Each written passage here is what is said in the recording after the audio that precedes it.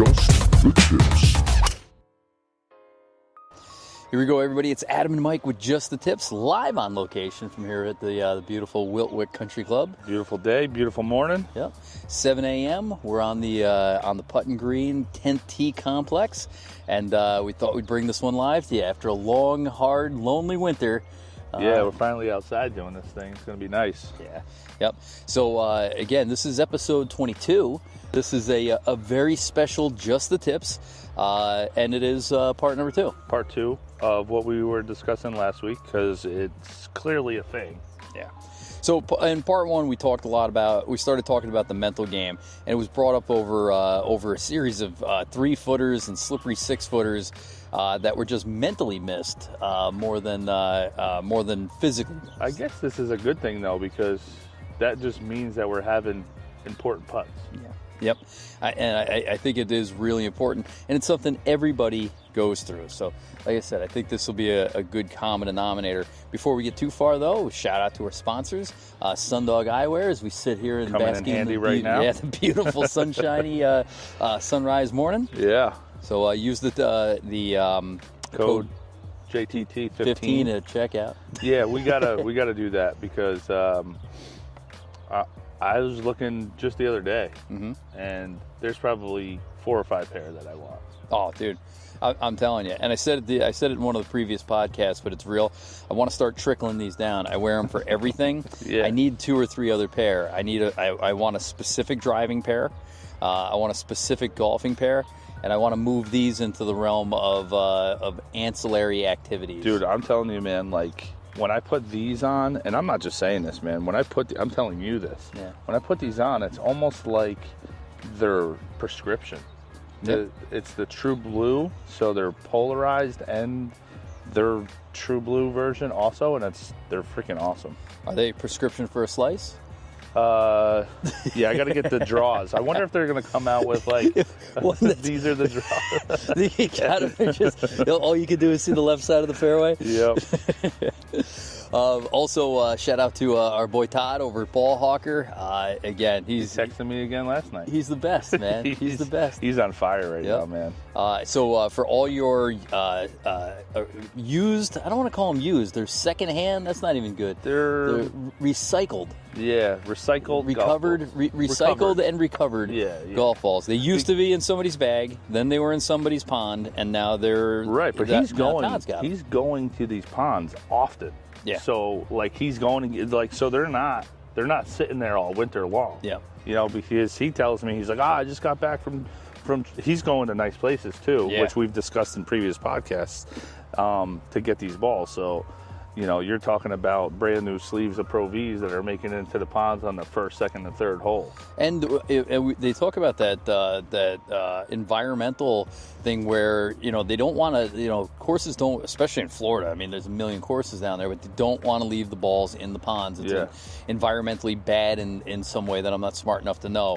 But the long story short is he's got contracts with these courses, and he's pulling them regularly. So that, you know, most of them aren't down there for 100 years. And if you go on ballhawker.com, you can see he's got last year's Pro Vs, dozen of them, $23.99. He's got the 2021 Pro Vs, and you know, either of the colors for $20 a dozen. Yeah, you can't beat it. He's definitely on the high end of everything. Of like, he's got all the high end balls on his site, and he's buckets and buckets of them. It's not even buckets. It's shipping containers full. If you just to say that you were in a pinch, that somewhere they had a family member of yours held hostage, and they said you need to deliver 1 million golf balls by Pro Vs in 3 days. You could call Todd and be like, I got you, fam. You know. So shout out to Ball Hawker and shaft wraps. I tell you, every day I'm on the putting green and I'm chipping, somebody comes up and grabs my wedge and is like, what shaft is in there? And I'm like, it's essentially a sticker. You know, but it's definitely an attention getter. Yeah. And it protects, man. Like I love it because you put the matte black one on my wedge, and I was like kind of like a little unsure because I kind of started getting used to the old the new 54, and you reshafted and regripped and then shaft wrapped my old 54, and I'm back on it, man. There you go. I love it. And not that he's a sponsor, but certainly appreciate him. And shout out to Puddles. Oh yeah. Come on. So just explain who like the Howard Stern show had their characters. They would. Oh, have, Puddles could definitely be like a ongoing character. He's like a mascot. So Puddles is an old college buddy of mine. Ended up moving down to South Carolina with me like a couple months after I did. I called him every day. I was like, dude, you got to get down here. You'd love it down here. You'd love it. So he finally does. And he worked at the golf course with me for a very long time. He got his nickname Puddles. That can be a whole nother episode. I'll tell you about that. But he's still down there. Yep. And so we call him up, and he sent us a couple videos constantly, on the golf course, all that stuff. So he's doing some good stuff for us, and we're gonna go see him soon. I can't wait. Yeah. It was just fun the other day because he'd been sending some pictures and vids. I've never been to the ocean course, so he was taking like, hey, early morning on the driving range. But I was having one of those days where I'm sitting in front of the computer, just sucking the life out of me. And just for the heck of it, I texted him. I sent him a picture of like my computer and my notepad, my devices. I look like the temperature outside was 47. Yeah, and I go, where you at? And he shows me a picture of like the 15th tee. Oh, yeah. He's looping for somebody. So shout out to Puddles, man. You make our day better. We appreciate it. Dude, wait until you meet him. You're gonna have a blast with this. I can't kid. wait. So guys, episode 1, we really did start talking about Part one. How the mental game affects us, and we were just talking basically strictly from a putting standpoint. So technically, I think we're kind of doing this backwards. I mean, the good news is we found something very specific to direct our energies towards, and now we're a week into really focusing on these 3, 4, 5 footers. We had a match yesterday. That was an impromptu. It wasn't expected. It was an afternoon match that came out of no place. Excellent golfers, all kinds of dollars floating around. 3 different games going on at the same time, and it all came down to there was a series of important putts all day, but it came down to a 5-footer on 18. You needed to make to win everything, the whole universe, right? That was 5 feet? Because it felt like 20. Well, to be honest with you, you chipped it up from a very tough position to a crazy pin placement to get it. It was definitely inside of 10. I thought it was 5. Yeah, it was inside 10. It was probably, yeah. I mean, I don't think about that. It was a great shot. So you're standing over this putt. You got our match was going on. We had a 2-ball, and we weren't partners. You were. Yep, I was playing versus you, and then there was an all-day thing going on, and there was a press. So, like I said, and it wasn't even about the money. It was about the. We talked about it last week. It was about doing what we came here to do. But we put ourselves in that position. Yeah. Right? Yeah, I mean, this is what we said. It's bottom of the 9th. It's 2 outs. It's the World Series. It's Game 7. That's what I thought about. No, I'm kidding. I didn't think about it. No, you told me what you were thinking about. Not appropriate for this podcast. So walk me through it, your mental state. You couldn't have created a higher pressure situation just 7 short days away from talking about this last week. So yeah, we were on 18. I hit a pretty good drive, which I thought was a good drive, but nobody said good drive. Just to let you know. Can you say it now? It was a good drive. I mean, I was so far up, I had to look over my shoulder to. That's not true. To see where it was. You were in the distance. Listen, it wasn't on 17. So you just said. Yeah, good drive. You're on the right hole. There you go. I did have a little I couldn't fade the ball because I had the tree right with me, and then I had the tree up by the green, and that's actually this tree here, and it was a left pin, and so I was just like, just hit it up there. You get a stroke. Let's see what we can do. So I hit one, and I blasted it right, short of the bunkers. And I walked up and took a look. I was like, man, I really need to know where that pin is because I just want to get it, give me a chance. Yep. You know what I mean? Like if I can try to make this for par and tap in for bogey, then I'd be really, really happy.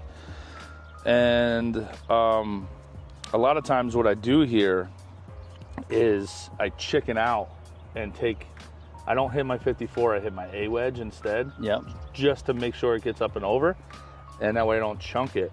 So, and then every single time I'm long. So I just thought about that. I was like, you know what, just hit that A wedge and get it on, and then hopefully it'll be long because that pin was back, and then it'll be back there. Yep. And I did.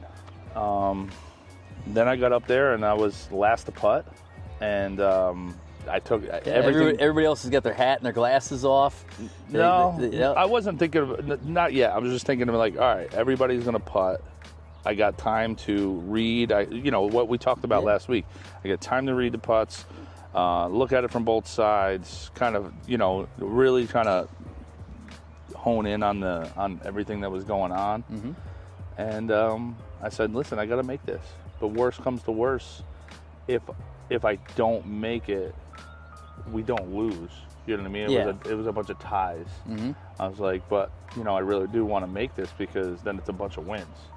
And I kind of was like trying to take some pressure off of myself of like, hey, missing doesn't lose.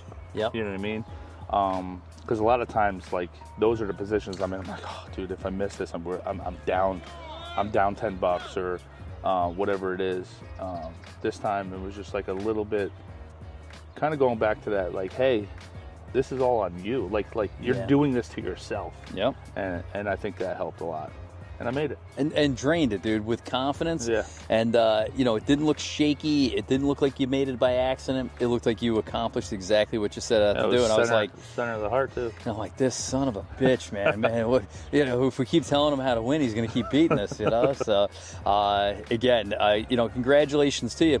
But it was so cool to watch you, physically go through that process. I didn't ask you yesterday, but I was very interested to know what was going on in your head. If you had the tiger vision, the heart was thumping, the hands were shaking. You know what? I'll be honest. It was a little less, and I think it was a combination of now being aware of it. That was something that, and it's also, it's kind of cool. I was talking to the one guy we were playing with. I was like, it's good to know now that I'm not the only one that goes through it. Yeah. You know what I mean? Like, that was something that I never talked about that before because, I was just like, oh man, I'm just a chicken shit out there. Like, why am I getting so nervous? And now it's kind of cool to know that, like, everybody goes through it. Yeah.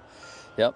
And again, the difference, though, is people go through it and they never find a way to deal with it. So that's why I say we're kind of working on this thing backwards, but it's good anyway.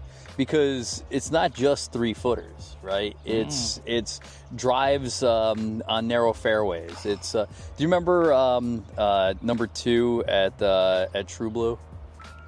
Oh yeah. So if you guys have never played True Blue, one of the great Mike Strantz courses in the USA. I'll put it up in the. We stroll up on this hole and it's 185 yards. 100% carry. Oh, is it number 3? Number 3, the par 3? Yeah. Yeah, number 2 was the one that it's freaking narrow, and we were both in the sand on the right because we had no idea what that hole did. Right. Yeah. So sorry. So number 3, 185 yard par 3, 100% carry of water. The green sits like a dartboard. There's a big sand trap on the one side. It's death over the green. There's really nothing to do but hit this green. And I said that was the first time in a long time in a match that I don't want to say it didn't mean anything, but it was a vacation match for all intents and purposes. I was worked, man. My heart was thumping. And then, but I have things in place to help overcome that. Some of them are the mental, verbal, and physical skills that we talk about that translate from putts to shots, right? So just as a reminder, last week, the mental side is positive mental attitude. PMA for days. PMA stands for 2 things: positive mental attitude, and then if you have a tough day, you pour more alcohol, right? So PMA. Visualization, it's so humongous, is seeing the shot when you're in the think box, when you're behind the ball, and watching and seeing what the result you want to be is going to happen in your head using your imagination. The verbal is telling yourself you're going to make it. You did that, by the way, the other day. You see, in that match, it wasn't on the putt on 18, But at one point you said you said something about. No, dude, I said it on 18. Did you? Because remember my partner was like, knock it close. Oh yeah, And yeah. I What was the like, hell is I'm gonna that? make this. Yep. Well, I think he was saying knock it close to not lose. Yeah. Yep. Because but there was a couple of times where the positive self-talk was evident, and again, it wasn't. I don't think it was nerdy or out of place. Like, hey guys, I'm definitely gonna make this. It was like it was with confidence. Like just to yourself, but so everybody could hear it. I see the line. I think I got this one. Right. I thought that's way better than I'll probably 3-putt this. Yeah. I will tell you that shot, my third shot on 12 when I ended up hitting his bag. I wouldn't say it was negative self-talk, but it was positive that I was going to hit his bag. So talk about this one real quick, because you again it'll lead us right into what we want to talk about for the day. But the other day we were on 15 a hole. You were next to the water, and you put a wedge in your hand. And you said, "I'm going to hit this in the water." Now the water is not in play; it's this way. But it was parallel with mine. But you said, "Oh, I can feel it, and you changed. Yeah. Your plan. So sometimes I get these like little feels in my wrists or like my hands, like if I don't have everything like clicked up, like timed perfectly, like I have a feeling of like it's gonna go right. Disaster. Yeah, just absolute disaster. Yeah. So I was standing over it, and sometimes it's a funky lie, sometimes it's a funky yardage or whatever it is. Mm-hmm. This one was a little bit of a funky lie. I think it was like, I don't want to say below my feet, but it was a lie away from me in like a little, I don't know, sinkhole kind of thing. Yeah. And I was like, I felt it. I'm standing over this ball for like what felt like 2 minutes. And I just went back and got a little 8-iron and just bumped it up there. It was a 107-yard shot. Right. So I just bumped a little, like a nice little square 8-iron up there the whole time. So that's one that worked out. But yesterday you're on 12. You got a partner, one of the best young players on the course. He's a junior champion. So I'm 100 out. I'm actually the same distance out. I was like 107 out. Yeah. And I had to hit this on because it was a stroke hole, and I was hitting. It was a par 5. I was trying to get on in 3, and he's up in front of me, but a little to the right. And I mean, I normally, like, I don't care, like, whatever, but, like, this one was getting me. Like, he was kind of, like, and he wasn't looking back at me. Yeah. That was the thing. Yeah. I think twice I looked up and I was like, all right, at least he's paying attention. And I looked up and he wasn't. Then I was like, all right, let me step off it.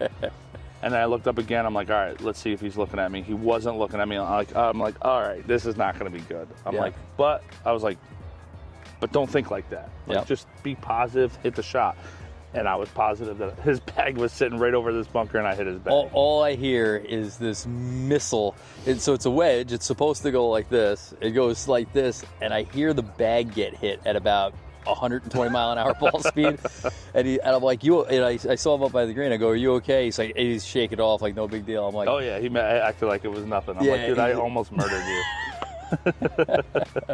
I'm like, I'll get you something on your next birthday because I'm happy you're alive. I go, you're going to pull out later in the round. You're going to pull out a 5-iron, and it's going to have half a shaft because they hit that soft bag, But so again, you get the feels every once in a while, right? Yeah. And I think we all do. But this is why I'm saying we're working backwards. Is when we talk about the mental, verbal, and physical skills, and the mental and the physical both go together, right? We talk about deep breathing. We talk about controlling your nerves and stuff like that. But I think the biggest thing is focus. I mean, Harvey Penick in his seminal work, the Little Red Book, talked about taking dead aim. The old Arnold Palmer VHS videos talked about being able to visualize the shot to the point where you can see the Titleist spin in the air, right? Mm-hmm. You'll never hear a tour player say, I wasn't quite sure what I was going to do with that ball, so I just got up there and kind of hoped for the best, right? Well, I mean, there was those stories when Tiger, he's like, I blacked out during those like that stretch of holes, because he was just so laser focused. Yep. But so here's the thing. I'm a big one for meditation. I wasn't always.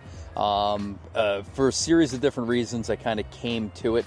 But I found the benefits of it. And a lot of people talk about it. And you might be one where, hey, it's too woo-woo, or, you know, listen, if you want to play better golf, I'm telling you right now to add meditation to your daily routine, okay? So to me, there's three types of meditation that I use that are really, really important. There's like a self meditation where you're in a quiet spot and you're trying to focus on nothing. There's a self-guided meditation, and then there's an externally guided meditation. So what's the purpose of this, though? You know, somebody described it to me like, you ever get your computer start to run like glitchy or slow, or your phone is like, why the hell won't everything load? And you've realized that you have like 52 pages open at the same time, right? Well, you got to think about your mind in the same way, right? Yeah. You know, you wake up in the morning and, you know, there might not be anything going on in your head other than the sleepiness and the dreams, right? But immediately the first thing that happens is, what time is it? What do I have to do immediately? What do I have to do later? What do I have to do later in the day? You don't realize that your body's taking in all this external feedback. Yeah, those are all tabs that just opened up all at the same time. And it's more than that. And my dad's a big pickleball player. So one of the books everybody for pickleball has kind of revisited is the Inner Tennis. And they talk about, you know, how your mind is this supercomputer, and it can take in all this information, but your consciousness can only recognize a portion of it, right? So even in addition to that, like right now as we sit here, our body is taking in the temperature. It's taking in the light. It's taking in the feel of the chair. It's taking in the feel of our clothes, right? In addition to that, you know, what are we thinking about? You know, we're sitting here thinking about the podcast. I'm also thinking about the round of golf we're about to play. I'm thinking about the work that I have to do later. I'm thinking about the work that I'm not doing for work right now that I probably should be doing. I'm thinking about you know, the playing partner that I have today. Not consciously. It's not all top of mind, but it's all there. And then you add in things. Emotions, worry, doubt, guilt, fear, and then the good ones, you know, joy and happiness and all these other things. And all that shit is going on in your body all at the same time, whether you like it or not. Yeah. So the purpose of meditation is to bring it down to a singularity, right? A clarity and a focus. Now, if we're able to do it here or wherever we do our meditation, how long does it take to swing a golf club? 1 second. Yeah. We should be able to do it for the 1 second that it takes to clear it and make that the most important thing. Yeah. Right? So have you had any experience with? We didn't talk about this with meditation in any way. I know you yoga and all kinds of health stuff. So you know, we started doing yoga last year, and they do that sound bath at the end. Ooh, I like a good sound dude, bath. I'm like, dude, I sleep on a king size mattress this thick, and sometimes I toss and turn. That little mat that's this thick, and she starts playing that thing, and I'm like, and I haven't really dealt with. I actually probably never been aware of the types of different meditations that, I'll be honest, I've never purposely tried them, but like. Some of the stuff when you're like listening to something and you're just kind of like, all right, that was like my escape. That was my like zone out. I guess that's kind of like a form of it. I've had a couple clients that, you know, speak about it the same way as you do. And this one girl, she talked about like meditation isn't like it doesn't have to be like sitting there like that. And you know, she's talked to me about it a little bit, but I never really got into it. Yeah. And I need to, because like everything that you just said, like, the worries about this afternoon, like what do I got to do tomorrow? What time do I, you know, like all these things. Yeah. I mean, you know, they're all there. I mean, plus like add in like your pants. You know, now I got to worry about that. They are visually distracting. I may have wore them on purpose. I think they're worth 2 strokes to me today. So where do we go with this? Yoga's a really good start, and quite honestly, that's where I got into it. Shout out to Yoga with Adrian, the world's greatest YouTube yoga instructor. Yeah. We got a couple of videos coming out with Yoga with Amy. So Yoga House here in Kingston, by far the best in-person yoga experience I ever had. So the nice thing about yoga is is they talk about that in any practice, right? All right, get that, get in a comfortable position, and then we want you to relax. And they always say it. I want you to focus on your breathing, okay? What does that really mean? Clear your mind, focus on your breathing. Exactly. So all of a sudden, I only now I'm completely present, right? I'm only focused on one thing, and all I have to think about is my breath. In and out, and in and out. And if anything else comes into your head, you're not quite ready for this practice yet. If all of a sudden you're like, oh, I left the iron on at home, or whatever that thought is, you got to let that go. I'll just, for a second, I'll hit you with something a little heavy, and not to get crazy with it, but when Einstein talked about time, right? They talked about, like, is time travel possible, right? And not really, right? Because time is this static thing, right? We don't have a past and there's no future yet, right? It's only right this second. So again, you're only in control of right now. I think it was a Buddhist saying, or it was Buddha who said that if you worry about the past, you'll be if you regret the past, you'll be depressed. If you worry about the future, you'll be anxious. But all you have is right now. That's what that is trying to do, is center you and understand, like, it's not this afternoon, it's not the putt you missed yesterday or the relationship you had with your dad when you were 5 years old. It is right this second. Right. And when you take that time to breathe, and when you take that time to clear your mind, you realize that, again, not to get too deep, but we're on a giant ball spiraling through the universe at 1,000,000 miles an hour, and in the grand scheme of things, it doesn't make a shit bit of difference whether I make this putt or not. True. But it focuses me to right now, right? The other thing with yoga is you talked about the sound bath, and I love that because that is one of the best ways for meditation. Again, now is that the external guidance? Yeah. Yeah. Yep. Because something on the outside is putting you in a frame of motion, or a frame of thought. Not to get too heavy, and like I said, I don't want to get weird on It's people. too late. And stuff. You already did. So that sound bath should put you in the exact same focus space that you get when you're having sex. Right? When you're having sex, the only thing you can think about is having sex. You're not thinking about anything else. If you're doing it right, you should be. You're just, and it's natural. You're just omni-focused on exactly what you're doing exactly that second. You're not worried about what's coming next. You're not worried about what happened before. You're omni-focused. When you're there, and the only thing you're hearing is the sounds, right? You can't focus on anything else. It's the same thing. Yeah. It puts you in that singularity space, right? Dude, yeah. I mean, I guess the thing that you focus on are the vibrations, right? Yeah. Like of the. I mean, I think they're like giant bowls, right? Mm-hmm. And like a couple different sizes to make different wavelengths, and I think that's the whole science behind it, is the wavelengths and the vibration. Yeah. And that's what's supposed to kind of like mimic something into your presence or something like that. Well, again, people vibrate, have natural vibrations, and there's different frequencies, and that's why we connect to music so heavily. Yeah. Right. And there's a lot of different types of music, American blues, certain classical music, 90s hip hop. 90s hip hop. It has this vibration that resonates with people on a very basic level. But you can break it down to a singular note, and that's a lot of times what those what those sounds do. Yeah. So now that we understand what we're trying to accomplish, right? The problem is just like trying to make that 3-foot putt when the pressure's on. This is not easy. It's difficult. But the more you practice it, if we're right outside the beautiful putting green here, right? So if I wanted to practice 3-foot putts, I wouldn't practice them on the course. I'd practice hundreds of them here on the putting green. Yeah. Your mind is like a virtual putting green for meditation, right? So you want to get yourself to the place like where you can meditate for minutes at a time, maybe multiple minutes. People say, oh, you should meditate for 20 minutes a day. I can't. I'm not that good, right? Yeah.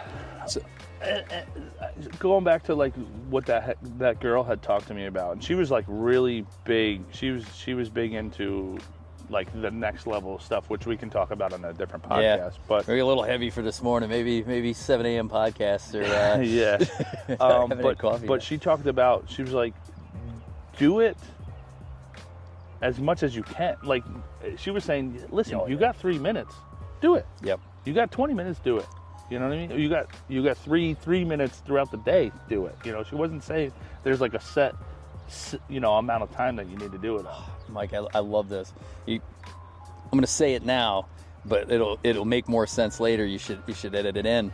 We'll cut this, move it to the end. But there's really only 2 states of emotion that you should ever be in, right? One is enthusiasm. You should be excited about where you're at, right? The other one is acceptance, right? There should never be anger. There should never be fear. I mean, if a bear's chasing you, there should be fear. But I'm excited. But you should either be excited about the situation you have or accepting of the situation you have. I'm excited because I get to drive in a car to the grocery store, right? I get a flat tire. There's nothing exciting about that, so I have to accept it, right? That's where meditation really comes in, is it can put you in the spot where, like, today I'm supposed to meet you at 7. You're a stickler for being on time. I self-impose a 5-minute Lombardi time on myself, and it always makes me nervous. I think it's 5 minutes. The Lombardi time's like 5 minutes early. 5 minutes early, and you're on time. No, well, that's what I'm saying. I got caught behind this guy with a big truck, and he was driving slow, and I was getting anxious, right? I can't be anxious and play good golf, and that feeling will carry over. So what did I have? I had acceptance. I'm going to be late. Mike's going to be mad because he doesn't know how to meditate. No. I wasn't mad. I wasn't mad. No, but honestly, it was more, hey, I don't want to disappoint you because I know we got a lot to do today, right? So anyway, so let me cut to the quick, and then we can talk about anything else, okay? I find for golf that there's 3 really good types of meditation, right? The first one is the one that everybody talks about. You'll see people in the lotus position. You'll hear them saying Om. They look goofy. Here's what they're trying to accomplish, right? They're trying to 100% clear their mind of any external influence whatsoever and concentrate on one singular thing. And that one singular thing is their breath. If you get into a good breathing routine, a lot of times you find on your external breath that when you're completely relaxed, that it does make a vibration or a noise, right? And the more you do it, this breath that comes out starts sounding like, oh, because it's just very deep from the gut, right? You don't have to do that. I'm trying to win. I'm trying to win at everything. I don't even know what I'm playing. I'm trying to win. So to me, my visualization for this particular meditation is the number 1. I see in my head, I think about the number 1, right? I think about it like the number 1 on a brand new Titleist. I just took it out of a box, and it says Titleist, and it says number 1. I focus on that number 1, and I say the word 1. Sounds like Om, but it's 1, right? Yeah. So I can do it in a chair. I can do it in bed when I wake up in the morning. My favorite's to do it in the hot tub when nobody's around. And you sit there, and the trick is to see how long you can go with only concentrating on eyes closed, visualizing that Titleist number 1, right? And saying the word, breathe in, 1, breathe in, 1. Now, you might only be able to do it for 10 seconds before, oh shit, I didn't pay the phone bill, right? Or, oh my goodness, I shouldn't be doing this right now. I forgot I was on a conference call, or whatever is going on. But the trick is how long you can do it. Now, things are going to come into your head, right? They're going to automatically come in. It doesn't mean you lost. It doesn't mean you failed, because this is not a competition. This is the most important thing, though. When it comes into your head, the ability to take it and let it pass, right? Think about the thoughts coming through your head like fish in a stream. Your mind is this river, and the fish are coming through it, right? You don't want them to stop. They came in, just let them go. Just let them keep going. You don't want anything in the space, right? And so the trick is how does this translate on the course, right? You make a 6 on number 15, right? And now you're down 1. You can't hang on to that. You got to let it go. And I think, I've talked about this. We've talked about this on the courses. Like, I disappear for like 3 or 4 or 5, 10 holes. Yep. No, but like I do. Like there's a time when like I'm like I'll get like a bad kick off a tree, or I'm like, dude, I can't believe that lipped out, or something like that. And then it carries over to the next hole, and then that hole something happens, and I'm and it's that fish is just sitting right there in that brain. So here's the thing, right? I got my ball marker for the day. It's got heads and tails. If I flip it once and it comes up heads, and I flip it again, what's going to happen? 50% chance. Right. Yeah, but it could come up heads again, right? Yeah. What about third time? Could come up heads again. It could come up heads 1,000 times in a row. Yeah. It'll average out the 50-50 over a long enough period of time. But the trick is that each independent flip is not contingent on the flip before. It simply doesn't matter what happened before because the chances are still 50-50. I'm going low today. When you swing, listen, if we both go out and break par today, this will be like this will be a viral podcast. We're doing this every morning. So you're disappearing from hole to hole is a thing that happens when we can't, well, it could be mechanical, there could be a lot of reasons, but for most of us, it's mental. I hit a bad shot, so now I'm mad, so now my next shot is quicker, so I hit another bad shot, I chunked the shot, so now I'm not going through my routine, and what I do is I compound my problem. Yeah. Being able to let that problem go, like a good example the other day, I busted a drive on number 9 down the middle, and it was, we were only playing 9, or no, we were playing 18, and I needed to hit a good shot on the green. And I just fanned at it, man. I knocked it in the water, and I was pissed off. I threw a club, threw one of my new clubs. I know, dude. Yeah. Oof. Yeah. I thought that thing was going to snap in half. It's not a good thing, right? But I couldn't, I was still pissed off by the time I got to the green, right? I didn't take the time, and then ended up taking a big number and screwing up my front side. It was only one hole. It was match play. It doesn't matter. That shot is inconsequential, but I let that shot affect other shots. I was thinking that because it was heads, it has to be head. It has to be tails. It has to be tails. It has to be tails, and then disappointed with the outcome. Yeah. Okay? So that singularity meditation allows you, in the snap of a second, to put yourself in a mental place to handle the new situation, whatever it is. And a positive mental attitude says that if I hit that 6-iron, I hit it in the water, that's a singular condition, that I'm allowed to be mad, I'm allowed to be upset, I'm even allowed to throw a club, but the next situation I get into is a positive, new, fresh, independent situation that requires a new, fresh outlook on this new shot. It has nothing to do with the one that happened. It has nothing to do with the score. There's nothing in the world but one thing, this shot, right? But if we let those external influences influence that shot, now, again, some people will tell you, but Adam, you get on a roll too sometimes. Yeah, when things are going positive and you kind of carry it over. But but that's easy. Yeah. You know what I mean? Like it's easy to be in the moment then, you know what I mean? It's, you know? So that's number one, right? So that singularity, right? Being able to let the moment go, fish in a stream. Number 2 is my favorite, and I find it to be the absolute hardest, okay? This is contextual visualization, right? And I just made that term up because it sounded good, okay? But everyone just tuned out. Just Google like, contextual visualization. No, because I don't want somebody fact checking it going, this guy doesn't know what the hell he's talking about. I know what I'm talking about. I don't know what it's called, okay? But here's the interesting study, okay? They take these kids and they want to teach them how to play piano.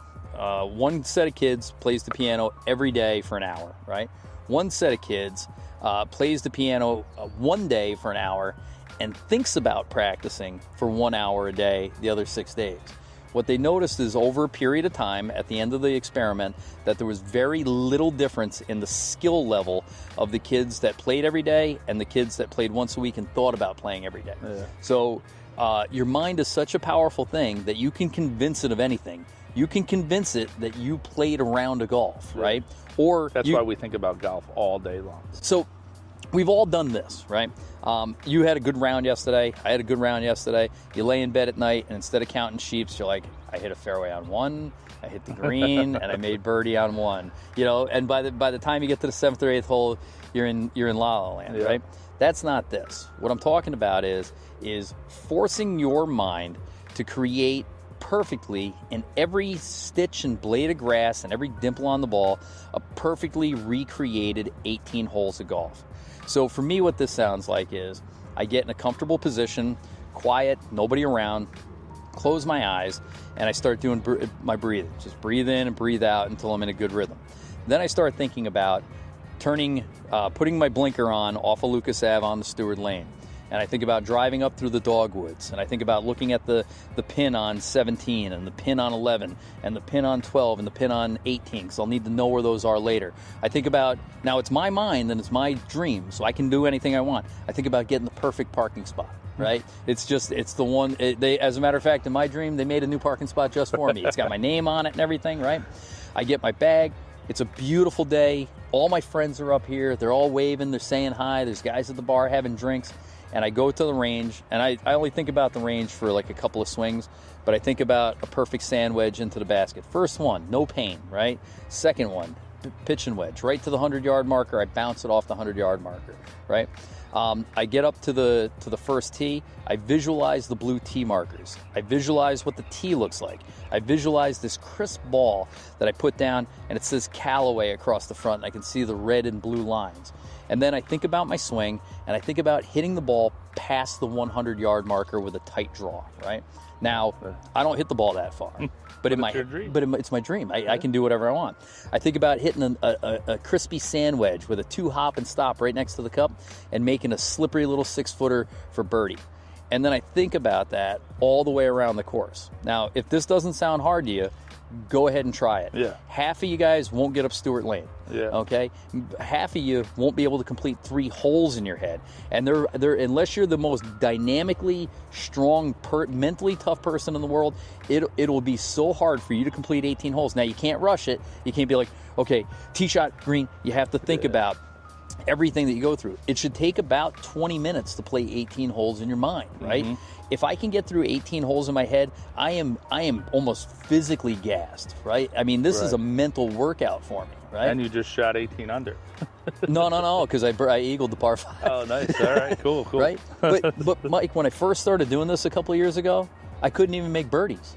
I couldn't make birdies in my own damn head. Right, yeah. Because my negative mental attitude wouldn't allow me to pretend to make birdies and eagles. It wouldn't allow me to hit fairways. I'd be like, well, that's not realistic. I missed a fairway on 2 for sure. Yeah. Right? But being able to do this, so this is a training technique when you don't have time, right? And it's a meditation, because here's what's going to happen to everybody, I promise you, is you'll start thinking about it, and then your mind will drift off into something else that's cool. Oh man, I wonder how many courses Mike Strantz built. You know, was it 8 or was it 11? 11. You know, hey, did I finalize that golf vacation? Hey, did I remember to go to work this week? You know, so but like I said, get yourself to those 18 holes. Yeah, you know, and also that's kind of like equivalent to like the mentally tough. You know what I mean? Oh yeah, like. In multiple ways, because like try to get through 18 holes, and we've had this conversation. You told me about driving up Stewart Lane and everything like that, but like to like just block out everything else, and like you said, just let them fish swim by and stuff like that. But also, like you were saying, like, dude, why can't I make birdies and eagles? You know what I mean? Like I'm making this story up. Why can't I do that? And like that's so stupid, because think about that.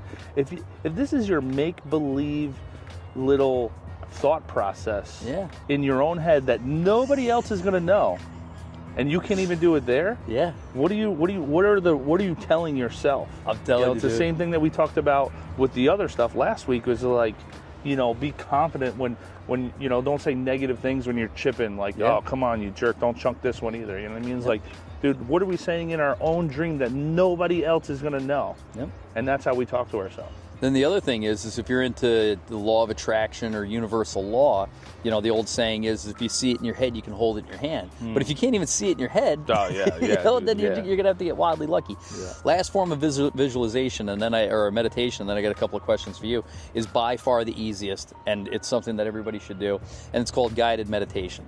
Go on YouTube, put in golf guided meditation, and just listen to it. All you have to do is listen and concentrate, right? I will tell you that one you sent me was terrible. Oh, was it? Yeah. The one putt out of your mind one? Was that the short game one? Something else, and he just literally the whole first like 10 minutes was just like an intro. Yes. No. Mike wants the shortcut to No. He was talking. I don't know. I got to go back and listen to it, but I was like, dude, can we Can we get to the No. meditation part? No, we have to breathe. We have to sink into our chair. We have to let all thoughts go. We have to learn how to meditate. That's why I sent that one to you. There are other guys. Oh, there's a test? There's a million of them though, dude. If you don't like that one, just punch in guided meditation for golf. There's good ones for putting. And again, just half of it's just listening to the guy with the. And I don't know why you have to have an Australian accent to do guided meditation, but It's way more relaxed. But it seems to help. Because you believe them.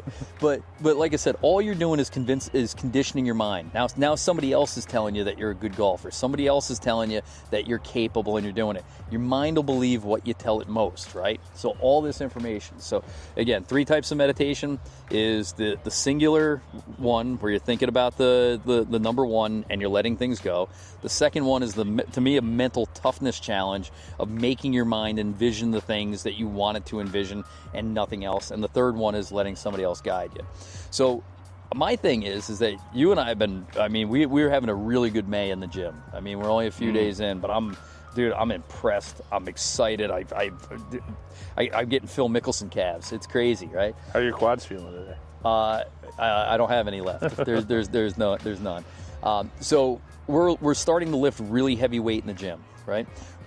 Out of the 3 visualization methods that I gave you, you hit me with 1 or 2 different ones as we attempt to break records in weightlifting. Or I'm trying to join, clubs where, what'd you say Arnold said? If you're not over 200 pounds, you're a victim. You're a victim. Yeah, I said okay. I said I don't want to be a victim out here, on the golf course. So, I think in the gym, it's the whole visualization, right? I've told you, listen, down and up, man, lightweight. That's what I picture. I'm like, oh, lightweight. That was like an old Ronnie Coleman saying. And that's kind of the positive mental attitude that you can get it, and that, you're visualizing that, hey, down and up, whatever it is. When I squat, I already see myself doing the squat. Yep. Which is crazy because we talked about this last week too, is I am like that in every other aspect of my life except this. Yep. Except this. It's always I don't know. Yep. So we work out with a guy who there's no doubt in my mind he's stronger than me, right?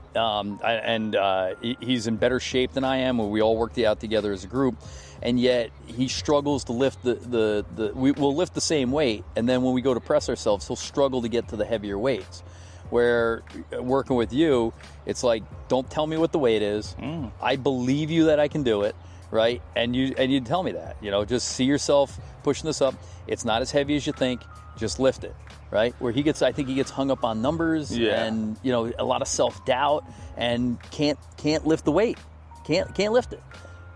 Well, yeah, I think you just kind of hit the nail on the head. If he knows that I went up in weight and the last one was medium heavy, and I go up a little bit, he's done. Yeah. So actually, the one time I was oh no, I left the same weight.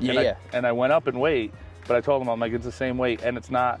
I think the one dude said, "Oh, is that 495?" I'm no, it's only 400. Yeah. And then he did it. Yep. But if he could apply the thought of oneness, that if you're, if we're sitting in the press, right, and it was a very intimidating machine. You got, the leg press. Yeah, leg press. You got a quarter ton of weight, sitting above you, and it feels like you're in the NASA chair, and if in the rocket ship, and if this thing should ever not work, it would crush you like a but it won't though, because there's a stopper. So that's the thing too, is what's the worst that's going to happen? We did this to ourselves. I guess, same thing. What's the worst thing that's going to happen when I miss this 3-footer? Exactly. So I know we went off the rails a little bit today. Yeah. We got a little deep and a little kooky. Yeah. But like I said, I feel really, really happy sharing what we did today. This is going to be good. I think we can talk about a little bit of this almost probably every time. Yeah. Hey, here's something that I did on this match, or here's something I should have done, or something like that. This is what helped me during this time. Yeah. I think it'll be pretty good. But real quick, in the gym, when I tell you, for me as a trainer, been doing that for 17 years, I think I know what you're capable of. I can see it in you, even before like even if you first as a client, like I've had clients where like I'll have like a girl come in and she's like, I need to lose 40 pounds. Like automatically I no longer see her as her. I see her as that 40 pound less version of her, and how can I get her there? And not how, but like, this is like, all right, this is the process of how I'm getting her there. Yeah. You know, like I already know I'm getting her there. I just envision her there, and then we start. Yeah. You know, so then when like, you know, 6 months or a year later, whenever she's down to that weight, that's the girl that I was envisioning 6 months or a year before. So I don't even see her as that heavyweight. So when I go back to look at a picture, I'm like, well, damn, I don't even remember you looking like that. So, oh my God, I could go in 40 different directions. My question for you, and it's not to put you on the spot, do you share that vision with her of what she's going to look like? Not until like halfway through the journey. Okay. Yeah, because like, I don't know, because like, it's very hard for people to, I would say, 1% or less of those people see that. Yeah. So like it scares them, or it like makes them like, oh man, this is gonna take 6 months or a year or whatever it is like something happens and then they disappear. Or they just don't believe in themselves, you know what I mean? And that's what the same thing is like you or the other guy we were talking about in the mornings. Like I already see that weight for you. Like I know based off of how you did that last set, I know that you can get this next set. So physically. So I'm sitting here looking at the body that I have. I should be envisioning the body that I'm going to have. Yeah. Right? Like like that's what I should be seeing in my head. That you know, I shouldn't see the body that I have in the mirror. I should see the body that I'm going to have if I do X, X, and Y. And right. So see how it takes effort for you to do it physically, like in my world. Yep. Like that's what it takes for me to do in this world. So what's incredible though is what I should be doing is sharing with you what you're going to look like as a 5 handicap, right? You know, to me, you know, when you're a 5 handicap, you're gonna have this this dynamic swing that's not going to be long and fluid like everybody else's. It's going to be very short and very compact, but it's going to be incredibly powerful. It's always going to like a John Rahm swing. It's going to be longer than Rahm, but not. It's not going to be McIlroy. You're not gonna. It's not going to be Dustin Johnson. Oh, that hurts my shoulders right? just thinking about it. But like I said, it's going to be this power shot. That's not the big balloony fade that you get right now. And even when you hit the ball, you know, really well. Which, by the way, we should talk about number 10 the other day when I walked directly past my ball 30 yards ahead to discover it was your ball in the middle of the fairway. 30 yards ahead of my really good drive. So obviously, and you know the potential's there. But here's what I'm getting at is like I said, I know what you're going to look like as a 5 handicap. I got to share it with you more often, man. I think you know? So you can envision it. See, all those times I tell you on the course, I'm like, dude, just say good shot. You know, it wouldn't hurt you to just say it once in a while. I need to see one every once in a while. Well, the problem is, and this is something that I've discovered with like good competitive players, is they're so focused on their own game, which is great. Which is something I don't do. I caddied for 7 years, so I'm like, I gotta watch that guy's ball. I gotta watch that guy's ball. I gotta, you know, make sure I'm not going ahead of this guy to get hit, you know, something like that, and also keep pace of play. Yeah. And so I always do that on the golf course. Yeah. I'm watching everybody walking off of the green. I know what everyone shot. Yeah. Yesterday, I did not do that, you know, and it helped my game a lot, but. You guys are all selfish freaking players. No, but in a good way, to where they're just like focused on them. They're thinking about their next shot. They're like, all right, this is, you know, I got to get, you know, whatever it is. Yeah. And very rarely do I get a good shot, because they're just as soon as that ball comes off that club face, you guys are like 3 steps into the, you know, going already. So I lost my train of thought. It was going to be important too. It's funny, but no, if I don't say it enough, good shot. No, it's too late. No, it was. No. I said good. We started the thing with the putt. The putt was awesome. You know? It's too late. It's fake now. It's forced. I forced it out of you. It's forced. I don't want to hear it anymore. Actually, don't even say it today. And we're not playing against each other, or not. We're not playing in the same group today, but we do have a blind match. Like so we're always. gonna film that also. Yep. I'm gonna crush it. There you go. Listen. I think we're both starting to play much better. Who's in front? Am I in front of you? You're in front. You got the first tee. You want me to put like a little sticker on the ground on the par threes of where I was? Where you were? If you could just leave a tee in there. No, right? because that's too big, and I don't want you having excuses. Oh, I hit your tee and it bounced back.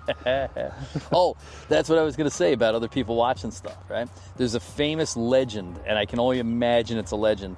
And I believe it was number 12 at Augusta, right? You got Ben Hogan, right? His playing partner makes a hole-in-one. Ben hits a shot and makes a long putt for birdie. Marks down his birdie and turns to his playing partner and said, "What did you get?" Oh wow! Wow. That's OmniFocus. Yeah. I didn't even see him knock it in the hole because I'm so worried about what I'm doing. Right? Yeah. That's the legend. So, is that a true story? From what I understand, it is. Yep. I mean, I'll have to do more research, but I've heard it enough and read it enough. Let us know in the comments if that's actually true. If but that's true, that'd be pretty cool. And I was talking about that with our playing partner yesterday, and it's kind of cool because like he played baseball in college, and he was just talking about how not only is it cool that like I'm not the only one that happens to, but it happens across all sports. Yeah. Right. So it's good to know. You know the movie Bull Durham? Kevin Costner. Watched it like one time. One of my favorites. Jamie and I just watched it recently, and there's a scene in there, and it's kind of and it's funny because it's a different scene than the rest of the movie. The rest of the movie is shot one way, but when Costner's at bat, it's the only time that we hear his thoughts, right? Oh, yeah. And he's in there, and it's his mental approach to at bat. And remember, he's the greatest minor league home run hitter of all time, and nobody knows it, right? He kind of shows up in this dusty town to work with Nuke Lelouch, and he gets out there, and they're walking him through his process, and he's like, "I'm looking fastball." He's like, "Come on, throw me that fastball." And he throws the fastball, and he misses it. He's mad at himself, and he steps off, right? And he gets up, he's like, "Throw me that again. I'm going to knock it out of here."